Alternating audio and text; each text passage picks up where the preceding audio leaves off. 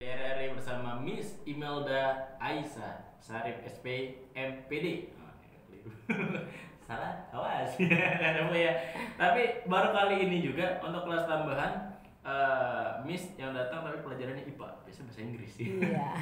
Ini berbeda. Berbeda ya, Iya. ini cuma ada di Pro 2 Jambi yang kelas tambahannya kayak gini, sahabat kreatif. Sekali lagi yang mau bertanya ataupun boleh memberikan jawaban yang nantinya diberikan oleh Miss Imelda, tentunya sekali lagi di SMS atau WhatsApp kita di 0811 7439090. Pertanyaannya apa, Miss? Iya, tadi udah menjelaskan bagaimana cara mencangkok kan. Di situ dijelaskan ada yang lendir dibersihkan. Benar. Mengapa? Mengapa? Untuk apa? Ini sama kayak pertanyaan di Oh, WhatsApp. oh iya. Iya, tapi nanti Nggak apa-apa. kita bahas ya, nggak apa-apa. Iya. Oke deh. Nanti dibacakan aja nanti siapa Yoi. yang gitu. Tadi ya. ada yang WhatsApp dari SMP Negeri 6 juga, beberapa siswanya. Jadi sekali lagi untuk SMP lain juga bisa bertanya tentunya di materi pelajaran kita hari ini, yaitu pelajaran IPA dengan materi reproduksi tumbuhan generatif dan tumbuhan vegetatif. Nah, kalau tadi kita udah bahas cangkok-mencangkok, Iya. stack bu, terus Betul. juga ada Merunduk. merunduk. Kalau merunduk itu sistem tanamnya gimana tadi? Tadi dirundukin aja di tanah. Dirundukin aja ya. Beda dengan tadi yang di Kalau stek kan tinggal di Oh. apa istilahnya, cucuk ke tanah. Tanam ke tanah. Kalau Iya. dicangkok kan itu di Ah. atas tanah, di luar Betul. tanah ya. Iya. Itu kan banyak kalau melihat orang mencangkok pohon mangga, rambutan atau mungkin buah-buahan yang Buah-buahan yang pohonnya banyak. besar kan Benar. dan harus bercabang. Benar, ada juga yang sekarang lagi tren nih mencangkok tanaman, bunga-bunga atau tumbuhan yang biasa ibu-ibu nih depan rumah. Dia cangkoknya kecil banget tapi Bu, itu sama tuh cangkok atau Itu beda bukan, itu diokulasi namanya. okulasi Oh, namanya oh. ya. Karena Itu artinya memasukkan kecil tunas. banget. Tunas dimasukkan. Biasanya bunganya warna Iya biru. betul, kayak bukan-bukanvil gitu Iya, kan.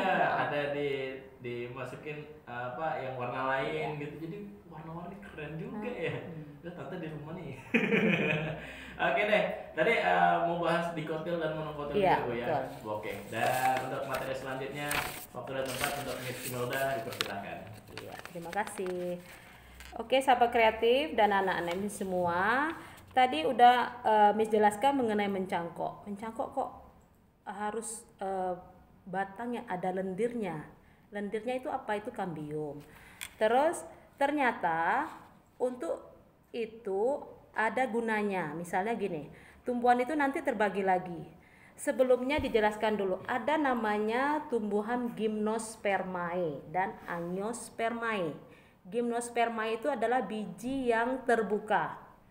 Dari biji terbuka berarti bisa kita lihat tanpa adanya daging yang menutupi biji tersebut. Kalau biji tertutup berarti ada daging yang menutupi biji tersebut. Nah, dari dua inilah nanti akan dibagi lagi, yaitu angiospermae. Angiospermae ini nanti akan dibagi menjadi tumbuhan dikotil dan tumbuhan monokotil. Biasanya anak-anak SMP ini harus paham itu mana yang tumbuhan dikotil dan tumbuhan monokotil. Sebelumnya, Miss jelaskan dulu perbedaan gymnospermae dan angiospermae supaya kalian lebih paham mana yang gymnospermae dan mana yang angiospermae. Kita masuk dulu ke bijinya. Kalau gymnospermae itu dia terbuka, nampak dengan mata langsung. Oh, itu bijinya. Kalau angiospermae itu tertutup, ada daging yang menutupi biji tersebut. Terus reproduksinya gimana? Kalau angiospermae yang tumbuhan dikotil dan monokotil itu ada alat alat reproduksinya, yaitu putik dan benang sari. Kalau yang gymnospermae yaitu strobika. Kemudian ada namanya buah. Kalau gymnospermae itu tunggal, kalau angiospermae itu ganda. Terus yang paling perbedaannya yaitu akarnya. Kalau gymnospermae itu akarnya tunggang semua. Kemudian angiospermae ada tunggang, ada serabut. Kemudian batang gimana? Kalau gymnospermae ada yang berkambium, ada yang tidak. Oh tidak, gymnospermae itu semuanya berkambium. Sedangkan angiospermae itu ada yang berkambium, ada yang tidak. Contohnya yang sering kalian lihat yaitu pada gymnospermae yaitu tanaman melinjo. Kalau ada yang di rumah punya tanaman melinjo, itu buahnya itu kan langsung di luar itu. Kemudian Angiospermae itu tanaman apa? Mangga. Mangga itu bijinya itu di dalam, diselubungi oleh daging, maka disebut dengan biji tertutup. Nah, tadi Miss mau menjelaskan perbedaan tumbuhan dikotil dan monokotil. Jadi yang bisa dicangkok itu biasanya itu pada umumnya itu tumbuhan dikotil. Dari namanya saja dikotil dan monokotil. Supaya sahabat kreatif ingat dan anak-anak Miss semua, mono ini artinya satu. Sedangkan di itu artinya dua. Berarti bijinya yang tumbuhan monokotil itu satu, kemudian yang dikotil itu dua atau berkeping dua yang bisa dibelah. Contohnya seperti kacang tanah. Bijinya itu kita belah dua, itu namanya biji berkeping dua. Kalau yang satu apa? Kelapa. Kelapa itu satu, tidak bisa dibelah atau tidak nampak tuh lembaganya.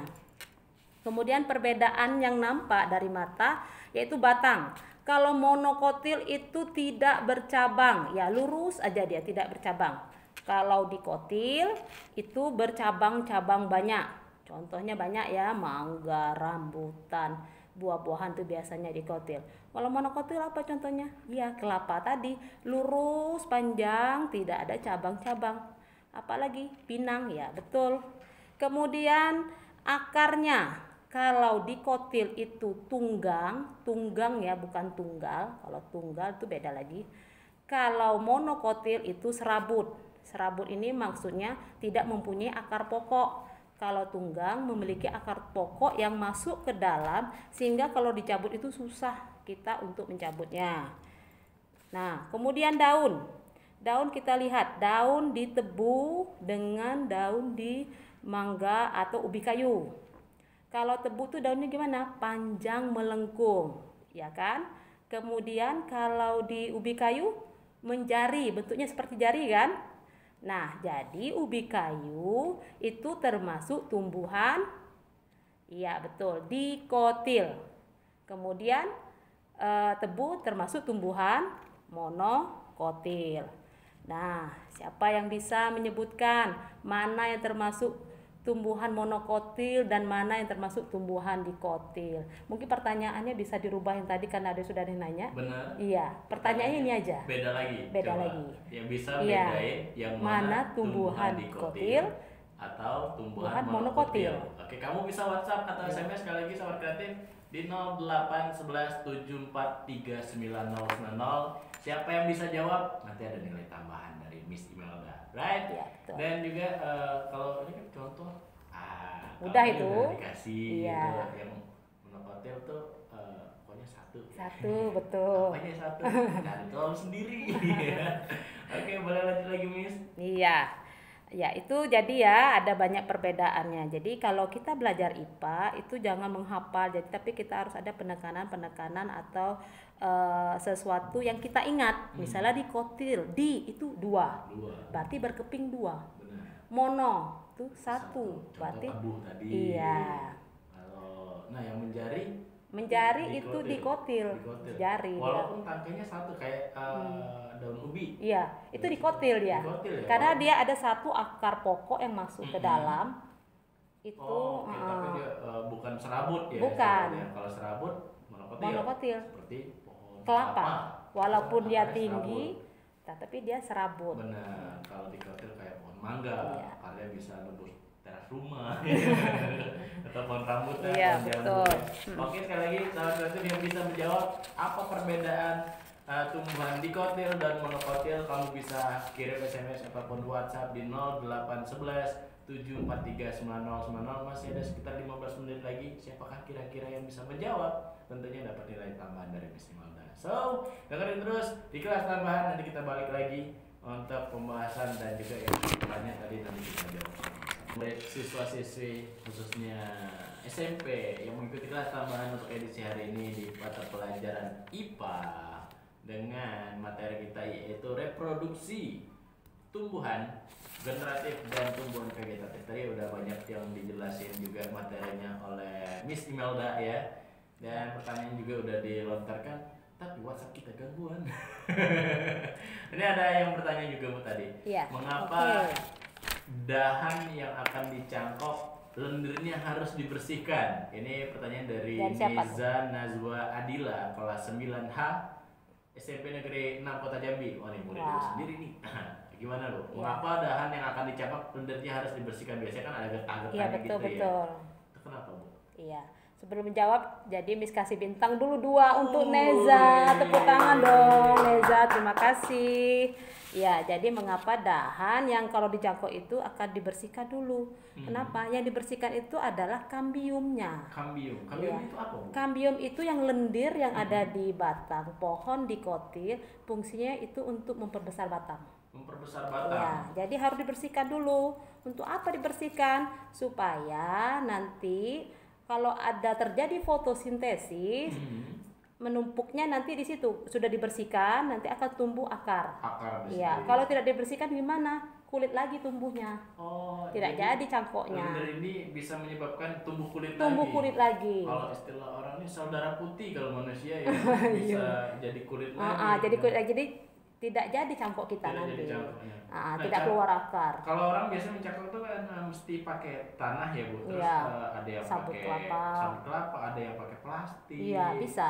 Pakai polybag Iya, itu bisa ya Bu. Bisa. Tapi sabut kelapa atau polybag plastik itu harus dilobangin supaya airnya bisa masuk kan. Nah, terus juga bisa tumbuh akar. Iya. Nafas ya istilah kalau Betul. manusia. Dia kan perlu respirasi juga. Benar. Tuh, semoga Neza Nazwadila jelas juga teman-teman juga yang lain jelas dengan pertanyaan tadi mengapa dahan yang akan dicangkok itu lendirnya harus dibersihkan. Iya. Karena kalau nggak dibersihin ya kotor. Ya itu susah tumbuh ya. Tumbuh akarnya. Karena bisa menyebabkan dia malah tumbuh kulit lagi, Tumbuh bukan kulit keluar lagi. akar ya. Tapi sebenarnya Neza ini bagus loh pertanyaannya, kreatif nih ya, bagus. Dapat bintang 2 Bintang lagi. 2. Nah, kalau misalnya Bu mencangkokkan itu berapa lama untuk proses dia bisa keluar akarnya dan bisa dipindahkan ke tanah? Ya, sebenarnya itu tergantung kalau kita rajin siram. Kadang ini kan kita udah mencangkok nih, nggak pernah nyiram-nyiram. Benar. Akhirnya mati lama-lama. Iya, kering ya. Iya, tapi jangan terlalu banyak juga sih. Jangan terlalu sering ya. jangan Sehari berapa kali Bu? Sehari 1 kali aja. Kalau dia lembab, Ah, ya udah gitu. itu bagusnya pagi atau sore? Pagi aja. Pagi hari ya. Nah, Karena itu dia mau fotosintesis kan. ini tumbuhan disiram terus, orang yang nggak disiram-siram 3 hari sekali orang ini Iya. hemat air nggak mandi. Oke deh, terima kasih karena waktu udah mepet banget Bu, kita harus mengakhiri kebersamaan kita di kelas tambahan untuk edisi hari ini. Sekali lagi terima kasih buat Sama-sama. Miss Milda udah hadir ke Studio Pro 2 untuk memberikan materi pelajaran hari ini. Iya, terima Jadi kasih. IPA, Iya, sama-sama. reproduksi tumbuhan generatif dan tumbuhan vegetatif. Semoga juga siswa-siswi di rumah sahabat kreatif paham dan tambah lagi pelajaran yang untuk hari ini yang kangen sekolah belajar di kelas lagi ya, karena enggak Bu? Kemarin sempat belajar lagi. Sempat. Dan ini Mulai hari ini enggak lagi. mulai hari ini di stop dulu Stop. karena untuk memutus mata rantai Iya, penyebaran betul. COVID-19 pastinya. Dan buat siswa di rumah atau siswa-siswi juga tetap di rumah aja. Kalau nggak perlu ataupun tidak ada kepentingan keluar rumah, mending di rumah aja. Tetap belajar. Dan yang pasti sering kasih tugas ataupun materi pelajaran juga Bu. Iya. Tetap balik ke Tetap daring ke lagi daring. sekarang ya. Terus pantengin grup WhatsApp-nya, jangan diem aja. Boleh bertanya langsung di kelas masing-masing di grupnya bersama gurunya. Ada grup wali kelas juga Bu ya. Pasti. Untuk memantau. Iya. Oke, terakhir harapan dan pesan-pesan buat siswa-siswi di rumah dari Miss Imelda. Iya, tetap semangat walaupun kita pandemi COVID Corona. ini ya. Tetap semangat belajar di rumah, jangan kemana-mana karena kita tidak tahu virusnya dengan siapa yang membawa kan. Tetap protokol kesehatan dijaga. Pokoknya semangat, yang penting sehat. Penting sehat ya. Jangan lupa juga untuk mengatur pola makan di rumah. Iya, betul. Jangan sembarangan. Jaga imunitas. Jaga imunitas. Boleh olahraga di rumah aja juga. Jangan lupa pakai masker. Oke deh, sekali lagi terima kasih Miss Imelda. Ya, sama-sama. Udah hadir untuk hari ini. Tentunya yang bertanya dari tadi, guru mana? Guru SMP Negeri 6 Kota Jambi. Materi pelajarannya IPA tetap ya, walaupun dipanggil Miss, karena jadi guru nggak hanya belajar di sekolah, ini bisa jalan-jalan juga nih Bu ya. Udah ke Eropa, ke New Zealand juga, main salju, pernah pecah-pecah bibir karena kedinginannya. Oke, terima kasih. Ustaz juga harus pamit. Wassalamualaikum warahmatullahi wabarakatuh. Bye bye. See you next time.